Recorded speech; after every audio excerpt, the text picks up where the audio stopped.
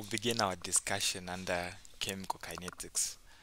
I'm so excited because we have a lot of videos available on the channel about kinetics. So I was feeling lazy to make the introduction and just telling myself I can just steal one of those videos, but I said no. I think I can do better right now and just try to break it down more in detail, step by step. Okay, so this is going to be the entire topic chemical kinetics. I believe we're going to go over even up to 3 to 4 hours in total. Okay, so what basically is chemical kinetics to start with? So we define chemical kinetics to be the study of reaction rates. Okay, so reaction rates in other terms can be trying to study the changes in concentrations of our reactants and our products with time. And then not only is chemical kinetics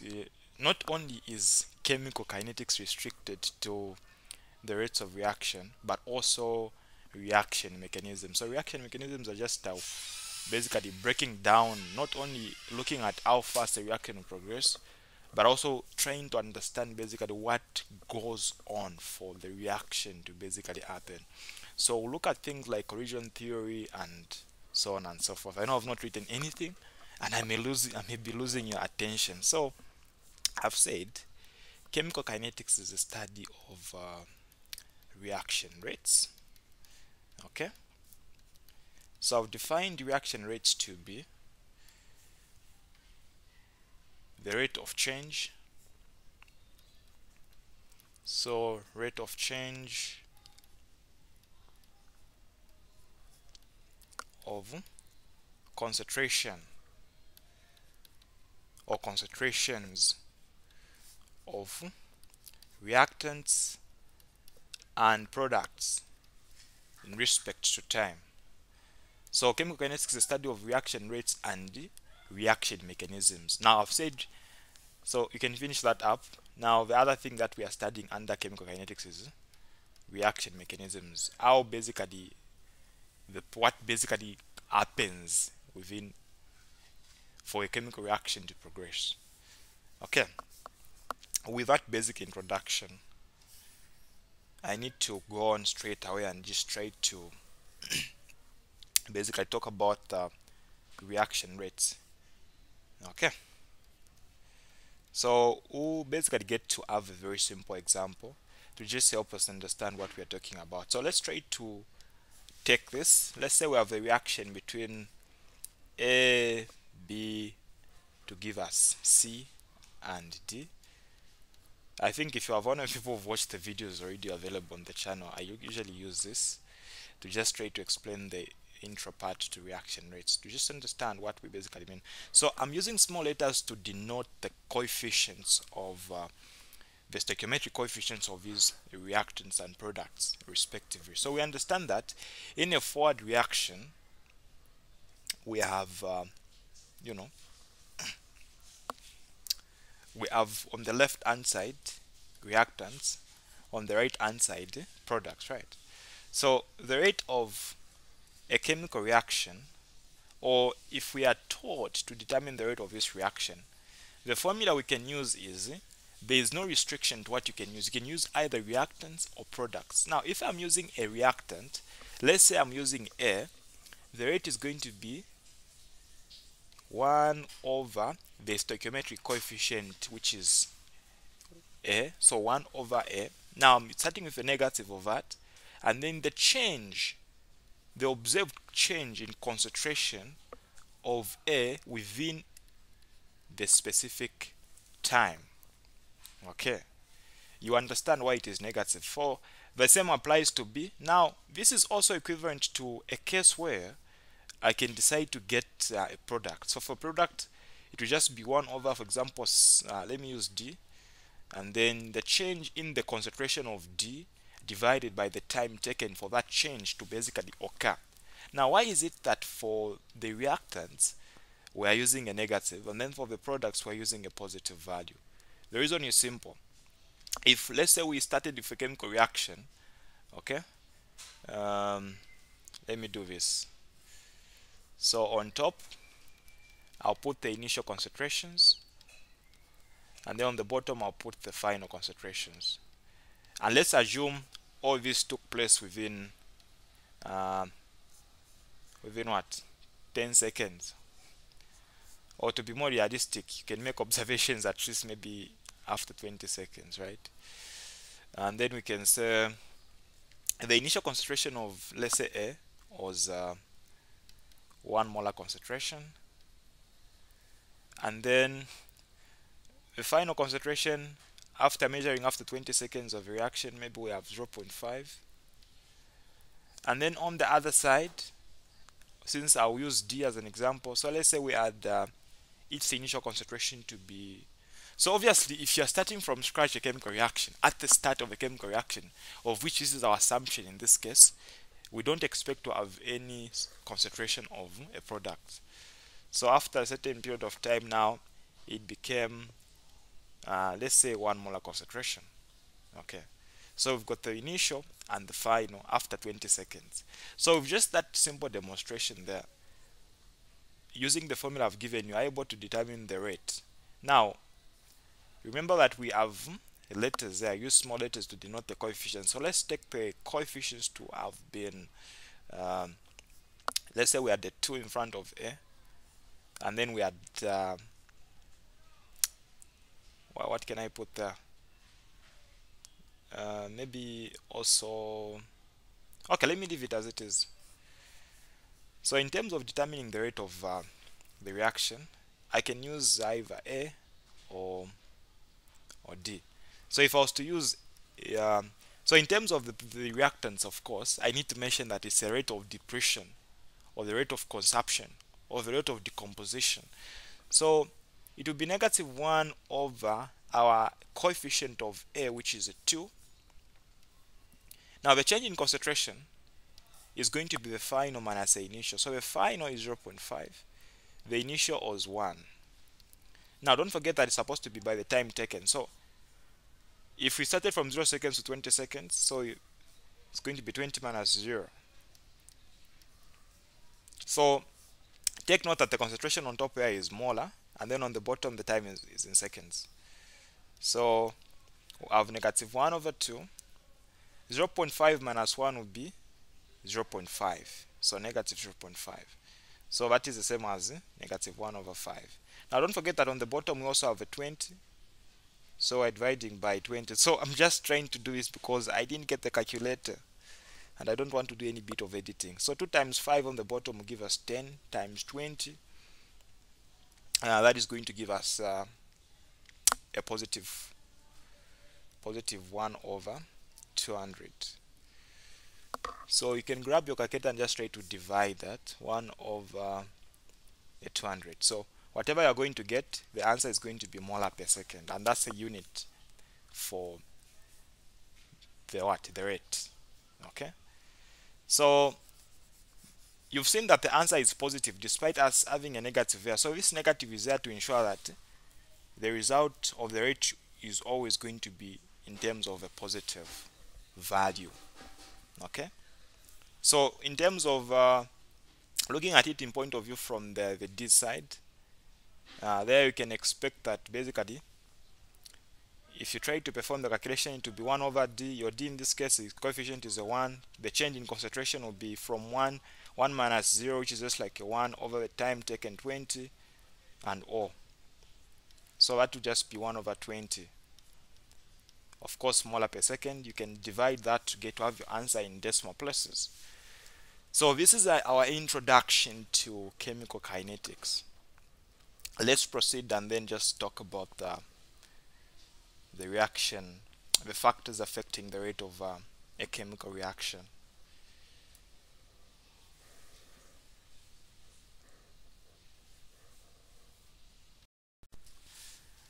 So talking about the factors affecting the rate of a chemical reaction, we've defined the rate of a chemical reaction to be, looking at how fast the reaction progresses. In other terms, we broke it down to be the changes, the rate at which the concentration of the reactants or products change in a chemical reaction, the rate at which we observe that change, or how fast the concentration the concentration changes of reactants and products. Okay, now there are certain factors that affect how fast the reaction will progress. Okay, so what are the things that we want to talk about now in terms of giving reasons or trying to describe how the factors affect the rate of a chemical reaction? I usually like basing them, and of course it is a requirement that you base them on theories. That way it makes more sense. So I'll use the collision theory. I know you already know the factors that affect the rate of chemical reaction. Now, the point here is they may not even ask you to state. And if they ask you to state, of course, they just have to ask you to explain how they affect. So, collision theory. Just what is this? So, collision theory is basically an idea that for a chemical reaction to progress, particles must collide with sufficient energy. So I want you to write that down. Particles must collide with sufficient energy. So what have I said? So I've said that for a chemical reaction to progress, particles, now these particles are particles of the reactants. So for a chemical reaction to progress, particles of the reactants must collide with sufficient, the last part there is energy. Of course, that is going to be talked about later. What is what we call the activation energy, the minimum amount of energy required for a chemical reaction to basically go on. So there is need, but for a reaction to be successful between reactants, let's say A and B, their particles must collide with sufficient or enough or minimum energy. Okay, so if we are to increase the rate of a chemical reaction, then we need to basically do something that is going to support the successive collisions between the particles of the reactants. Okay. The other way you can think about it is we have what we call kinetic theory. So kinetic theory, you can try to research more about that. So kinetic theory basically tells us that as we increase the kinetic energy of the particles, so increasing the kinetic energy of the particles, the increase in the kinetic energy of the particles increases the temperature of the particles. So I don't know how I'm supposed to put it. If it's either the temperature or an increase in temperature reach to, but we can think about it in this way. So an increase in the temperature is an increase, or we can define temperature to be the increase in the kinetic energy of the particles. Yeah. So as you increase the temperature, the kinetic energy of the particles basically get to increase. Okay, so basically talk about this in terms of temperature as a factor that affects the rate of a chemical reaction. So using these two theories, we should be able to, of course not stating them, it's not a necessity, but in terms of relating them to the rest of the chemical reaction, we should be able to give reasons. So some of the factors that are very important, the common ones, the very ones that you know of include temperature. So what is temperature? So temperature is the average kinetic energy of the particles, which I've already defined. Okay. So how does it affect the rate of a chemical reaction? So it's actually very simple. If we are to understand how a temperature affects it, of course we understand that if you increase the temperature, the rate of a chemical reaction is expected to increase. Now, we need to give a reason why. We need to account for that. So using the kinetic theory, we've seen that an increase in the temperature is an increase in the kinetic energy of the particles. So we are trying to say that the temperature increases, the rate of the chemical reaction increases. Now why? Because an increase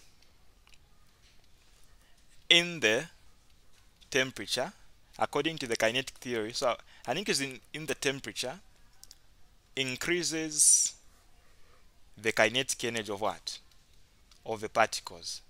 So now remember that according to the collision theory, particles must collide and then with sufficient energy. So this actually increases the probability of what? So increasing the kinetic energy of the particles means they are moving now what? Particles tend to move faster. So if they move faster, what happens?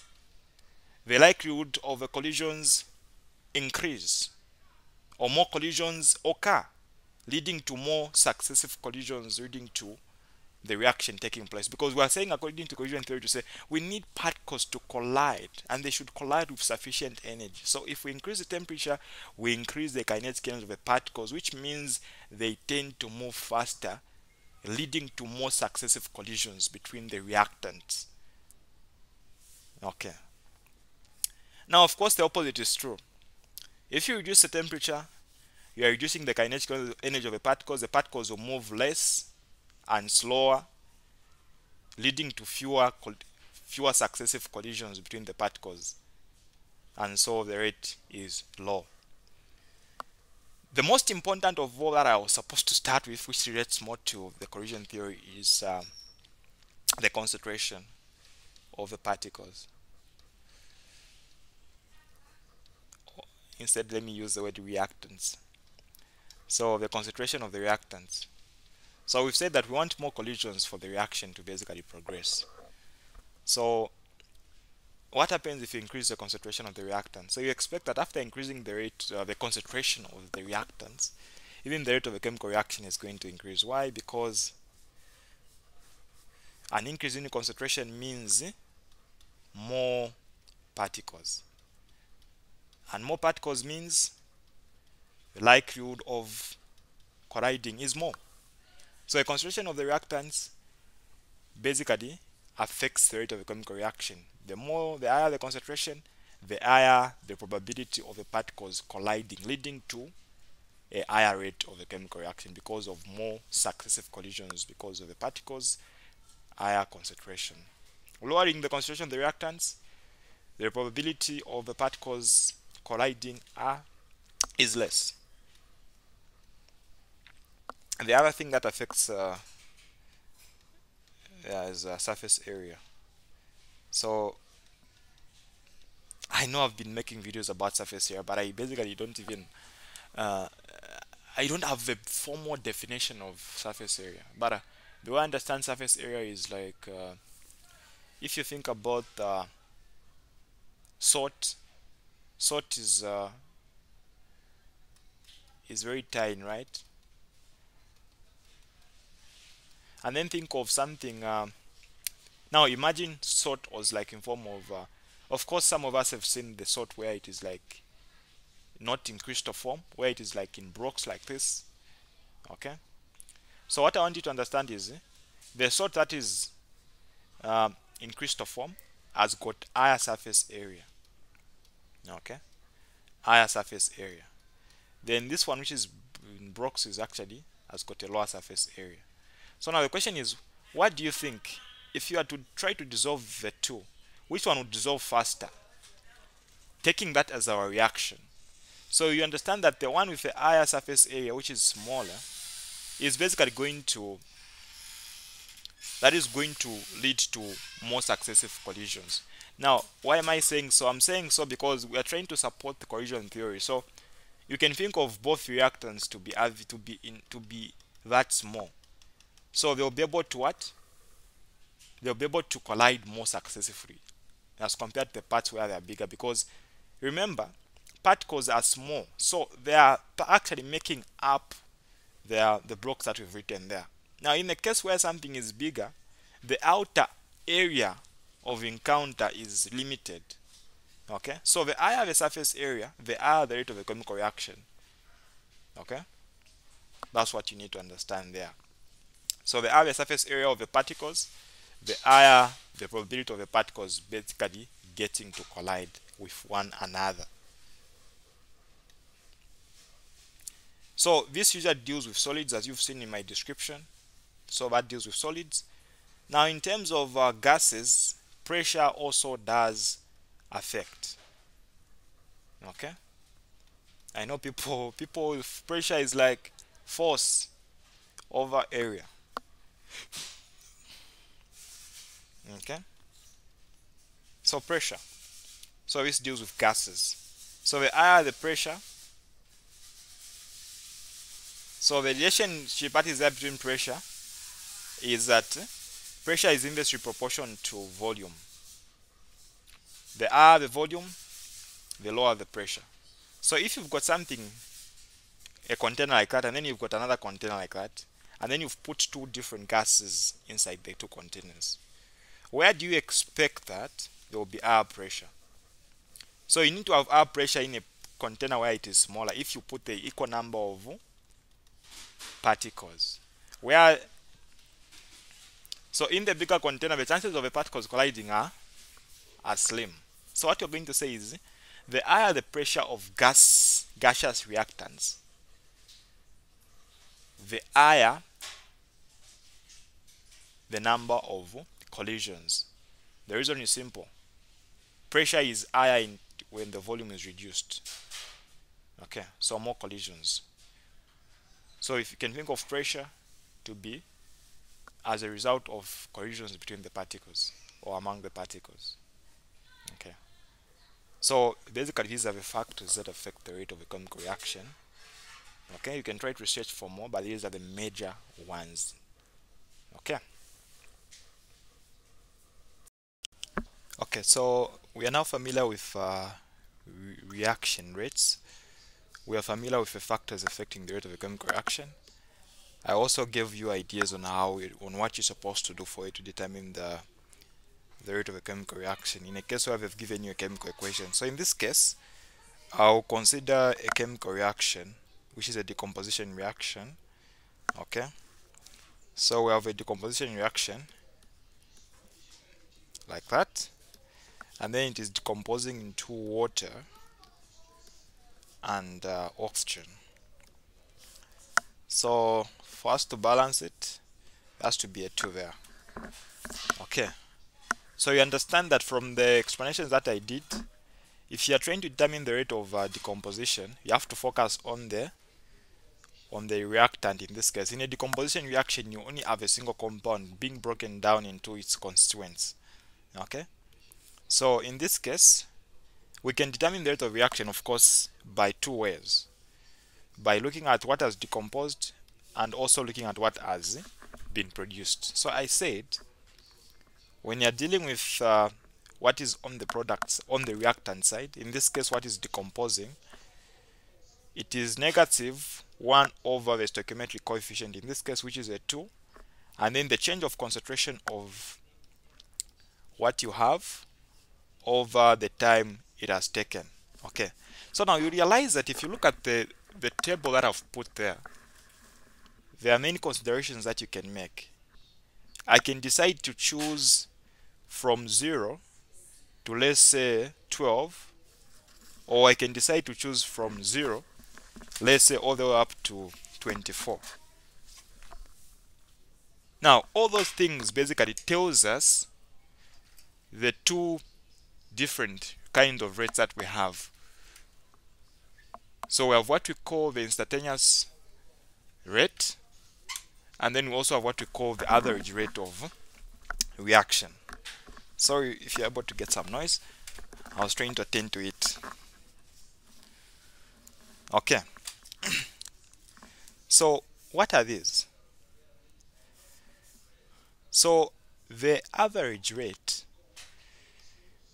basically deals with looking at the total time, right? Where I can get from 0 all the way up to 24, and then I get what? I get the initial concentration all the way up to the final. I just kind of consider those and then determine the rate. That is the average rate of the reaction. Now the instantaneous rate of reaction refers to the rate at a given point in the reaction. So for example, I can decide to determine the rate from 0 to 6 hours. Of course, in this case we're using hours, okay, but we use seconds most of the times. So, and then you look at each concentration at start, up, and also after 6 hours. Okay, so in such a case, performing the calculation, we'll have negative 1 over 2. Now the final concentration was 0.5 after 6 hours. The initial was a 1 divided by the change in time. It took 6 hours, right? So you find that you are going to get a negative 0.5 by that, it will give us a positive answer. So it will be 0.5 on top, and then on the bottom 6 times 2 give us a 12. Okay, so if you grab your calculator there, and then basically get to divide 0.5 by 12. So the value that I'm getting there is what? 0.0417. Now the unit in this case, we are dealing more per liter, which is just like molar concentration. Now we'll say per hour. So I've considered from 1 to 0.5, taking into consideration the 6 hours it had taken. Okay, so that is how you basically get to determine the rate of a chemical reaction, especially in terms of the reactant. Okay, now trying to observe the question that we have, or the table that we have, I just want you to make an observation to say, of course, we'll take all our rates to be positives, right? Yeah. So of course these given here are like the changes in terms of the concentration between a given time. So for example, the negative 0.5 is like the difference between the first and the second, and then this other one is the difference between the second and the third, and so on and so forth. So it's like the top part is already being determined, and then you just need to divide by the difference in time, now which also has been given 6 there. So you divide this by that, okay, and then of course you divide by what? Now one thing that these we are forgetting is to determine the actual rate of decomposition, you'd have to, there's need for you to get to multiply by the stoichiometric coefficient. So I don't know if my equation is balanced. I think that's what is making the difference between our two solutions. Okay, yeah, so they forgot the 2, so the 2 is very important there. Okay, so with that understanding, we'll still take these to be the correct solutions. So if you observe going down, you notice that the rate was changing. And how was it changing? It was reducing. So the reason is simple. Why are we observing the rate of decomposition reducing as time progresses? It is because the concentration was reducing. Remember we said concentration is a factor that affects the rate of the reaction. So after the reaction was progressing, the amount of our decomposing compound had reduced. So even the rate at which it was decomposing also reduced after certain period of hours. Okay, so this is a basic introduction to determining rates of reaction, where they've given you a table. Okay, they give you the time and then they give you the concentration. So sometimes they'll give you even for all the products as well, where they can give you for water and oxygen. You can also determine their rates dependent on that. The only difference is you start with a positive value. The main idea is you want to determine your rate to be a positive result. Okay, I'm just trying to make sure there's nothing that I've not forgotten here. So there is an aspect of, I need to define this, because these will be very useful as we look at what we call rate laws. So initial rate. So initial rate is more like instantaneous rate. Now at start. So instantaneous rate at start. So in other terms, it's like the rate of the reaction at start. That is the initial rate. Okay. And then instantaneous rate is the rate of reaction at any given point in the reaction. So it may be at start, at the end, in between. Now looking at the average looks at the overall. Okay, you look at the overall from the start to the end. So if I ask you to determine, you use the initial starting time and the ending time, and then use the initial concentration and the final concentration. That's what average rate deals with. Okay, so usually initial rate is basically a bit difficult to determine, so there is a need of some calculus to be involved. Let me just give you ideas in case a graph was given to you and then you are told you may struggle. So we'll take the compound that we had in our previous example there. So I'll just use a few numbers to just demonstrate. So let's say the y-axis is representing the concentration. Take this concentration to be molar concentration, and then let the x-axis denote the time. Okay, so let's say we have got 1, 2, 3, and 4. So we already know that in this kind of a reaction, this being the decomposer or being a reactant, it's going to be reducing in concentration as the reaction progresses. So let's say we started with 3 molar concentration. So after a certain time, it will be reducing. Okay, so it will be reducing in terms of a curve. So something like this.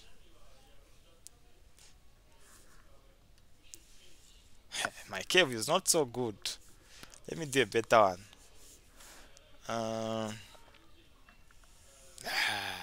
No, it doesn't. It never goes up. It never goes up.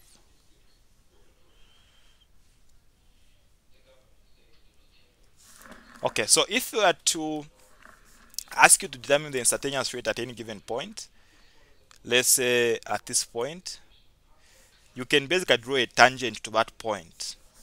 Okay, so a tangent is a line that cuts a graph at one point. So when you draw that tangent of yours, it should be long enough so that you're able to break it down into the x and the y.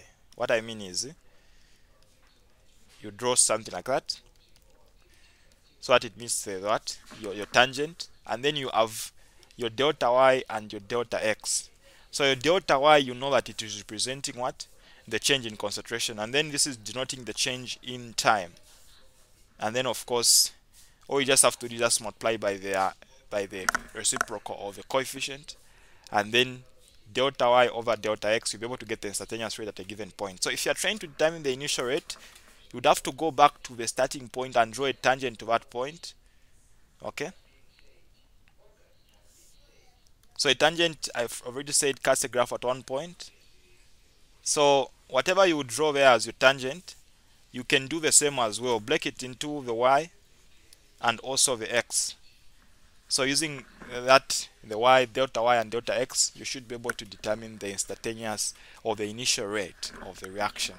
So I'll just need to mention that in case they give you a graph and then you're asked to determine the instantaneous rate or the initial rate which is the instantaneous rate at start.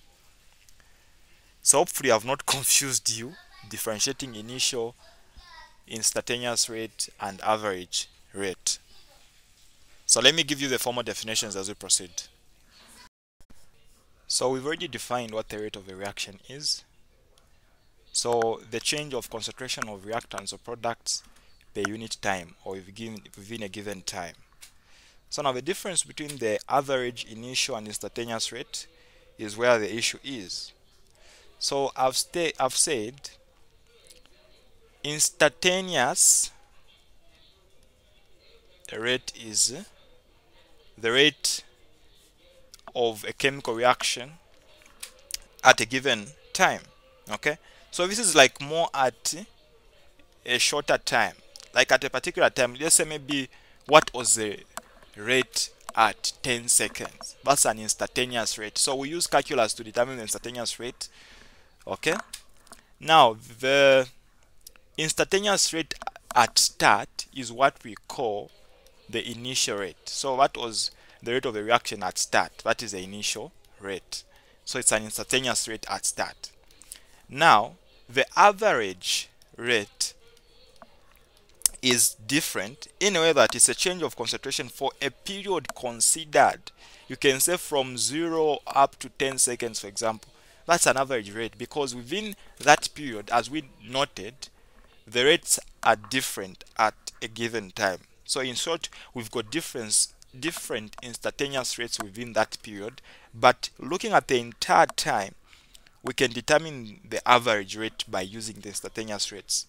Okay, so the average rate is the change of concentration for a period considered, whereas the initial are for a particular, the initial and the instantaneous rates are for a particular time. Of course, the initial is under instantaneous. So the initial rate is a rate at the very beginning of the reaction. The instantaneous could be for any particular time at which the reaction is occurring.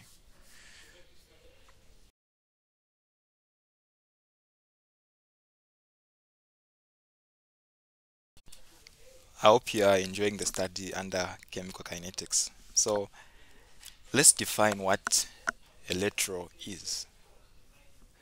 So basically, electro is just maybe more simplified, we can call it the rate equation. It's just like a mathematical expression that describes the relationship that is there between the rate of a chemical reaction and the concentration of its reactants. So what that means is, if you have AB in a reaction giving you C and D, so the mathematical expression which will give us the rate, where we can say the rate is dependent on K as a constant, multiply against the concentration of A and B as reactants. Now these reactants A and B will be raised to certain powers, let's say M and N. Most of the times they are positive values, but we're also going to have cases where they are going to be fractions or negative. Okay, so a mathematical expression describing the relation between the rate and the concentration of the reactants is what we call a rate law. Now, from onset, I want you to understand that it's not always that the rate will be dependent upon all the reactants in the reaction. There are some cases where you can find that the reaction is only dependent on a single reactant, let's say only A. So that implies, or what that means is, the rate of the reaction is only affected by the concentration of A. The concentration of B has got no effect on the rate of a chemical reaction. Okay, and also it's possible you can have the rate being dependent on multiple reactants depending on the kind of the reaction you're talking about. You can even have up to A, B, and C raised to different powers. Okay, so the addition of the two, the M and N, by the way, are called the order of the reaction in respect to a reactant. So we can also determine the overall order of the reaction by adding the powers, the reaction orders of each reactant there. Okay, anyway, things will begin to make more sense as we proceed and look at practice questions. But let's consider a case where we've got nitrogen dioxide reacting with carbon monoxide to give us nitrogen oxide and carbon dioxide. So I'll just read you a statement. Okay, so given that the reaction is second order in nitrogen dioxide and then zero order in carbon monoxide, what is the ratio of the reaction? So that is simple and straightforward. So the ratio, I've said, is dependent on the constant K multiplied by the reactants raised to their orders. So in respect to nitrogen dioxide is a 2, in respect to carbon monoxide is 0. So you know that raising something to 0 is just as good as not writing it, because it will give us a 1. So overall, that is our ratio for that reaction. Now let's proceed now and discuss how we can determine the ratio of a given equation where we've got experimental data. Usually initial rates is a formula that is used, where they give you the initial rates for different trials. Well, what I mean is you may have experiment 1, experiment 2, experiment 3, and then they give you different concentrations, at start. Okay, maybe sometimes you may only have a single reactant, but usually you have 2 or 3, and then you also have the initial concentration of our B as well, and then they also give you now the initial rates, that is the rate at start in that experiment. Okay, let's say in that one it was 0.4, in that one it was but usually what happens is one of them is maybe maintained. Let's say where we maintain the 0.1 there, and then we can say at that point we'll maintain the A. So the basic idea is you're trying to observe what has happened after changing the concentration here. So let's say I write something like this. What would you conclude? That is the rate there. These are the concentrations. So in experiment 1, when the concentration of A was 0.5 and B 0.1 was 0.4 molar per second. Now in the second experiment, after we maintained B and increased A, we've seen an increase in the rate of the reaction. Now, from the second to the third, we've maintained our A, we've increased our B, but the rate has still remained the same. That means that in this case, you can conclude with this data to say B has got no effect on the rate of the reaction. So most likely, as you get to present your lateral, it is likely to be dependent on A. Now, what you need to learn or understand is how to find the actual power. Is it a 2? Is it a 3? Is it a 1? So let's proceed and look at a few practice questions about that.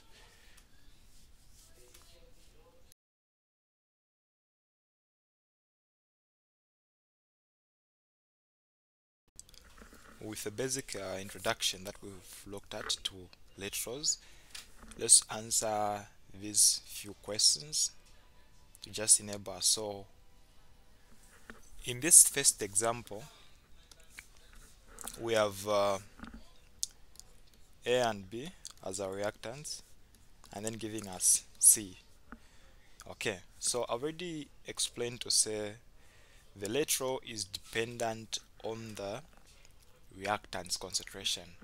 Okay, so where our R denotes the rate, and then we have got a constant K, and then we have A and B as our reactants in this case. These are supposed to be raised to different powers, let's say X and Y.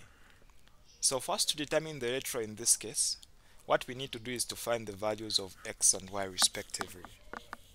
Okay, so we should also be able to find the K units after that, because we also usually ask that question. Now, I want you to be smart about it. I want us to make a certain observation about the data that we have in our table. Okay, so if we observe our first experiment there, try to observe A. What has happened to A? From the first to the second experiment, A has been doubled. Okay, from 0.1 to 0.2. Okay, how about B? If you check B, B has been maintained. Now if I ask you a question, what has happened to the rate after all that? It has been doubled. So what can you conclude? You're even able to notice that actually A has an effect on what? On the rate of the reaction. Now let's try to check what has happened again here. Now in a case where A has been maintained and then B has been doubled, what has happened? We are seeing that the rate has been quadrupled. That's like 4 times. Okay, so let's try to see now how we can basically try to determine the values of X and Y in the two scenarios. So I usually like working with a case where we have got a bigger value. So this equation will be our basis of our calculations. So on the right, I'll put the rates. So I'll get the first and the second experiment, okay, where I know that B is constant. So I would start with a second one because I know it has got bigger values. So I'll say my rate of experiment 2 over the rate of experiment 1. So let's try to substitute now. For the second rate, for the second experiment, the answer is 10. So we have 10 equal to, now let's use our equation. So for our equation we have k, so let's have it. So we have k. Now what is the value, what is the concentration of A in the second experiment? The concentration is 0.2. So I have 0.2. Now this 0.2 is raised to the power x. You can put any letters of your choice. And then our B is also 0.2 there, raised to the power y. We'll divide by the second one, or the first one, sorry. So for the rate 1, the initial rate was a 5. And then we need to divide by the other values as well. So for the first one, the value of our A was 0.1 as a concentration. So also raised to the power x. And then for our B, it was at 0.2 as well.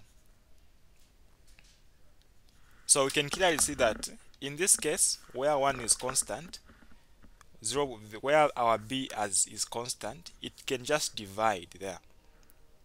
Okay, it can just divide. The powers are the same, the values are the same, but in other terms, the actual calculations that are happening there are indices, right? Where you say if you've got the same base, what do? So that is basically easy to deal with. So if you've got the same base, maintain the base, subtract the powers, y minus y will be a 0. So 0.2 to the power 0 is just like a 1. So no need of us showing all that. Now let's try to divide on the left. So if we divide 5 into 10, it's twice, right? So we have a 2 being equal to, k's will also cancel out, they will divide. That's why we don't necessarily show them in most of the calculations.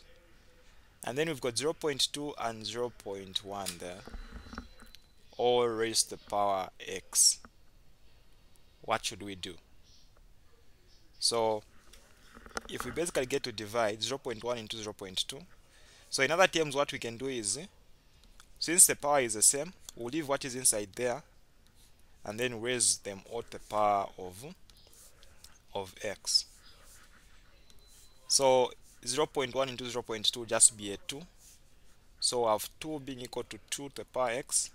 So you can tell there that the value of x is definitely 1 if these are to be equal. So x is equal to 1. So what do you think, what should we do for us to determine the value of y? So if we want to find the value of y, which of course is the order of b, we need to get a case where a has been maintained. So that is from the first to the third experiment. So I'll say the third experiment divided by the second, right? By the first. So for the third, the value there is 20 for the rate, equal to k.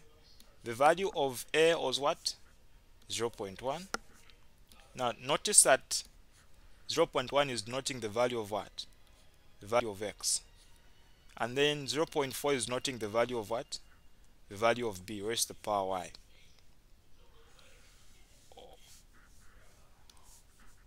Over. So we are dividing by the first experiment. That's why we know that our value of x, our value of a was maintained. So there we've got k 0.1 as the value of a raised to the power x, and then 0.2 as the value of b raised to the power y, according to what we've come up with here. And then the rate there was a 5. So after dividing 5 into a 20, it's 4 times. The k's will go. Now 0.1 into 0.1 is just going to give us a 1 there. This part will also just divide, give us a 1. Now 0.4 divided by 0.2 will give us what? You can clearly see that 0.2 is like twice into 0.4. It's 2 to the power y. So what should we do first to find the value of y? So we need to raise 4, or express it in the form of 2 to the power 2, so that the bases can match up and then the powers will also be equal. So y therefore is equal to 2 according to indices. So from what we've done so far, we now know that Our answer therefore for our rate is equal to K, our value of A. So A is supposed to be raised to the power 1, B to the power 2. So even if I don't show the 1, there's no arm there. So what is our lateral for this reaction? Okay, so if they ask you to determine the overall order of the reaction, add the powers of A and B. So the overall order is a 3. If they ask you to find the units of K, what do you need to do? You know that the rate there is measured in molar per second.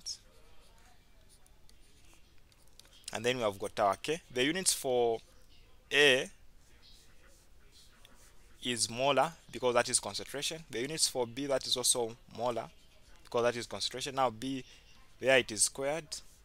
So we have molar per second is equal to K. Now we have got 3 m's there, so it is going to be m to the power 3. Now you want to make K the subject, so you divide both sides by m to the power 3, m to the power 3. So you notice that for 1m will cancel, so you remain with 2m on the bottom. So K is equal to 1 over m squared s. So those are the units. If you want, you can take them on top, where we know that the powers now are supposed to become negatives. So those are the units for our K in this case. Okay, with now a bit of some experience, let's look at another one. So feel free to pause the video and just try out this one and be able to see if you're able to answer it. Now there's only a new question that we're going to encounter that we've not answered previously, which is this one. Okay, where you can now use the lateral to determine to find the rate when you are given the values of x and y. Okay, so wait for it. So we are considering the initial rate data as well. Here we had 4 experiments being conducted. Okay, so let's try to see what we're going to have. What is the order of the reactant X? What is the order for the reactant X? Let me just try to ensure this is visible enough, just in case it's not. Then I can try to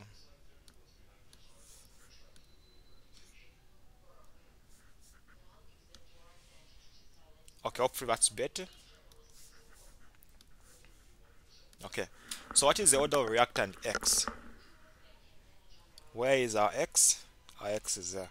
So I said if you want to find the order of a certain reactant, try to notice or observe a case where the other one is constant. So in which experiment is Y constant?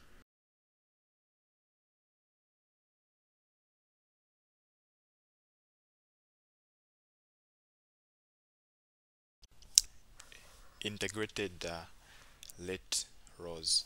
So far we've talked about the differential rate rows, and just remind of some of the rate rows that you need to have in mind. Our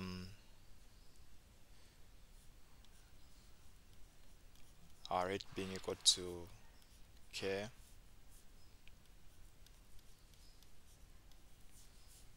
and then we can have our rate being equal to K A B, or maybe I can just put A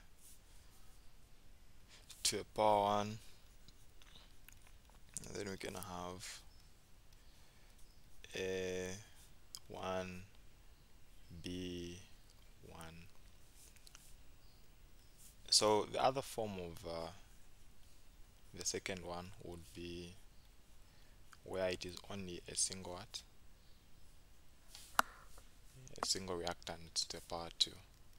So we've got what we call reaction orders, and I said that the overall reaction order is determined by adding the powers of the orders of each reactant. Okay, so the first one, you can notice that it can actually reduce to just K. So that one is called the zero order reaction. Okay, so in a zero order reaction, since the rate is equal to K, the units of the rate and K are the same. And then in this kind of a case, the units of K is also molar per second. And then the other thing that you need to note is the rate of the reaction is independent of the concentration of the reactants. And then in this other case, the rate is only dependent on a single reactant. Even if there are two, only dependent on a single reactant. Okay, usually common in the composition reactions where you only have a single reactant, but even in some cases where you've got more than two reactants, the reactions may still be dependent on a single reactant to the power 1. So these are called phased order reaction. For the last two, if I look at this one, if you add the powers 1 plus 1, we'll have the second order reaction. So sometimes it may be as I've indicated 2, or sometimes just a single reactant to the power 2. So they are both examples of second order reaction. So as we look at the integrated electrodes within our scope, we are going to talk about the zero, phased, and second order reactions. Okay. So now, what are the integrated electrodes? So integrated electrodes, as the name entails, are determined after integrating the differential electrodes that we basically get. So why are they called differential electrodes? For example, where we started with our reactants A plus B, giving us C and D, right? So I said taking our stoichiometric coefficients to be their small letters. If we're talking about the rate, for example, in terms of A, it would be -1 over A, change in the concentration of A divided by the change in time. So you understand from calculus that delta, change in Y over change in X, is a derivative, okay, that is differential. You're looking at the difference, okay, the rate of change. The rate of change is a derivative. Okay, now let's talk about the integrated electrode. So I've already given you an example of the electrode where you have a zero order reaction. So I'll start with a zero order reaction. Zero order reaction. So I'll just combine them so that you basically get everything together. First and second. Okay, so these equations are very easy for you to basically get to remember. Okay, so what have I said? I've given you an example to say in a zero order reaction, the rate of the reaction is only equal to K. If there is a reactant there, then it's the power 0. Okay, so I've made a very important statement to say, in such a case, the rate of the reaction is independent of the reactant. So the actual equation for the integrated electrode, or the integrated electrode for a zero order reaction, becomes the final concentration being equal to -K of T plus the initial concentration. Of course, this makes more sense if you start with the initial concentration and then subtract KT. This tells you that as time progresses, you expect that the amount of what you had started with initially is going to reduce in terms of K and also how long it has taken. Okay. Now for the first order, I like relating it to the first one because if I'm able to remember the first one, it's going to be actually easier for me to remember the second one. In a way that the first, we only introduce the natural log to the parts where we have the concentration. So we'll have natural log of the final concentration being equal to -KT and then plus natural log of, so I've said we're only introducing the natural log to the parts where we have the concentrations, that part and that part. That's what makes the difference between the first order and the zero order reaction. Of course, an example of the electrode here is where it's only dependent on a single reactant raised to the power 1. Now for the other one, we have of course two examples of the electrodes. A case where you've got two reactants raised to the power 1s, or a case where you only have a single one to the order 2. So here the lateral is the first one, but here we put the fractions. So it is 1 over the final concentration being equal to, and what makes it unique is here the gradient part is positive, so Kt plus 1 over the initial concentration. So I've related the last two, first and second, in comparison to the first one. Converting the zero order reaction to the first order, you only introduce a natural log. Converting it to the second order, you put the reciprocals of the concentrations, and then don't forget that the Kt is positive for the second order reaction. So these are actually the integrated load flows for the zero, first and second order reaction. So you're able to make some observations by just looking at them as they are given. Hopefully you're able to remember them. Now I need to mention to say these have got certain graphs that you need to expect. There may be some cases where they ask you to plot on a graph and ask you to tell the order of the reaction. Okay. So we'll take something as, let me just draw all the graphs at the same time so that you're able to compare them and make sense out of them. So you can have something like that and something like that. Okay, so let's proceed now and just get to talk about the half-life. Oh, why am I saying the half-life? So before we talk about the half-life, let's talk about some few practice questions just now to just make sure that we solidify whatever we've gathered. Yeah, so that part will go and edit it to just get a few of what we do when we are making videos behind the scenes. Okay, so in the first order decomposition of dinitrogen pentoxide at 335 Kelvin, this is the equation that we have. If we start with a 2.50 grams, so already that is the initial, and then 1.5 grams, so that is the final after 109 seconds. The first question is, what is the value of the rate constant K? So each time they tell you the order of the reaction, the first thing that you need to remember is remember the equation. So are you able to remember the equation of the first order reaction?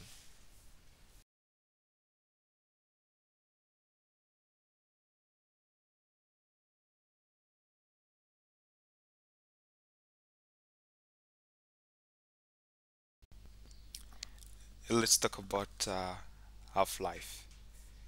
So half-life is simple as the time that it takes for the mass to reduce from the mass or the concentration of the reactant to its half. Okay, so time